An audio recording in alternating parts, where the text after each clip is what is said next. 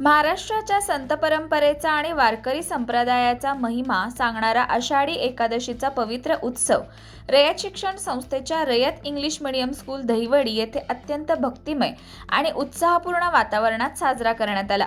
शाळेच्या परिसरात सकाळपासूनच विठ्ठल नामाचा गजर, टाळ मृदुंगाचा निनाद आणि भक्तिमय वातावरण अनुभवायला मिळाले। विद्यार्थ्यांनी आकर्षक रांगोळी, फलक, विठ्ठल रुक्मिणीची प्रतिकृती आणि वारकरी परंपरेचे दर्शन घडवणारी सुंदर सजावट करून सर्वांचे लक्ष वेधून घेतले। कार्यक्रमाची सुरुवात दीपप्रज्वलन आणि श्री विठ्ठल रुक्मिणी पूजनाने झाली। त्यानंतर विद्यार्थ्यांनी अभंग, भजन, दिंडी सोहळा, वारकरी वेशभूषा, संत तुकाराम महाराज आणि संत ज्ञानेश्वर महाराजांच्या जीवनावर आधारित सांस्कृतिक कार्यक्रम सादर करत उपस्थितांची मने जिंकली। ज्ञानबा तुकारामच्या जयघोषात आणि विठ्ठल नामाच्या गजरात संपूर्ण शाळा भक्तिरसात न्हाऊन निघाली।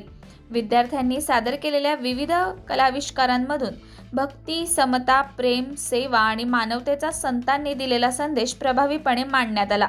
या कार्यक्रमाचे आयोजन प्रिन्सिपल मिसेस पटेल मॅडम यांच्या मार्गदर्शनाखाली करण्यात आले।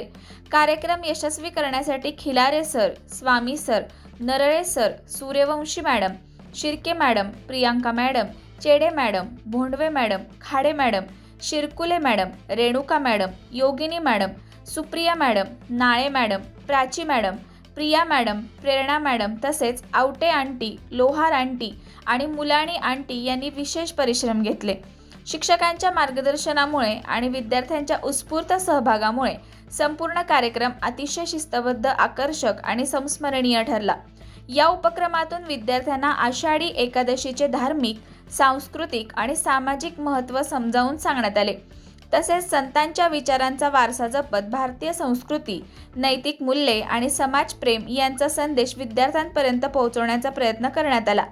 भक्ती, संस्कार आणि सांस्कृतिक परंपरेचा सुंदर संगम घडवून आणणारा या आषाढी एकादशी सोहळ्याचे पालक आणि उपस्थित मान्यवरांनीही मनापासून कौतुक केले।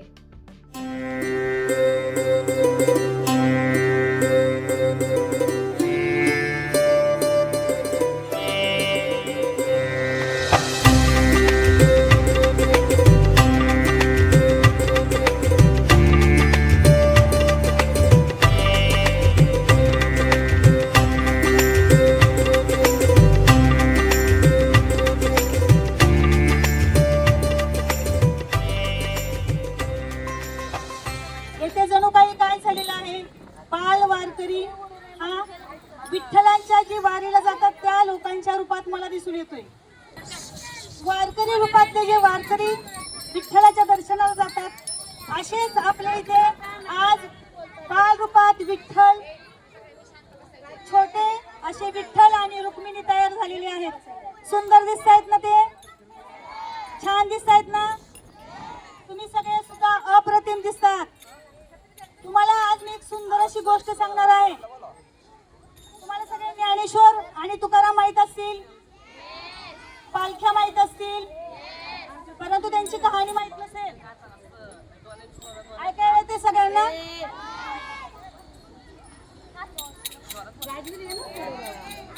ज्ञानदेव आहे बघा। सर्वजण संत झाले, बहिणाबाई झाले, ज्ञानोबा झाले, तुकाराम झाले, सोखामेळा होते, सावतामाळी होते, असे भरपूर असे भक्त झाले। जनाबाई माहितीये तुम्हाला, संत कानोपात्र माहितीये, संत कानोपात्र माहितीये तुम्हाला, बहिणाबाई माहितीये। त्यांच्या छोट्या छोट्या गोष्टी आज मी तुम्हाला सांगणार आहे। प्रथमतः ज्ञानदेव ज्यांनी बोलले, मोगरा फुलाला, मोगरा फुलाला, फुले वेचिताची कैयासी आला, मोगरा फुलाला, मोगरा फुलाला। ज्ञानेश्वर माऊली बोलतायत, हे विठ्ठला, मी कळीच्या रूपात, मोगऱ्याच्या कळीच्या रूपात आता तुझ्यासाठी तुला अर्पण होत आहे। माझं जे ज्ञान आहे, ती कळी उमलताना जशी कळी एक एक पाकळी करून उमलते, त्याप्रमाणे तू मला ज्ञान देत, म्हणजे मी सर्वांना काय देईन, ते ज्ञान देईन। त्यामुळे त्यांनी पसायदान, हे जे तुम्ही रोज म्हणता, त्या पसायदानाद्वारे त्यांनी आपल्याला ज्ञान हे सगळ्या जगाला देण्याचं सांगितलंय। अशाच नवनवीन अपडेटसाठी आमच्या खबर गावाकडच्या या चॅनेलला सबस्क्राईब करा. आमचे व्हिडिओ लाईक करा आणि शेअर करा. धन्यवाद.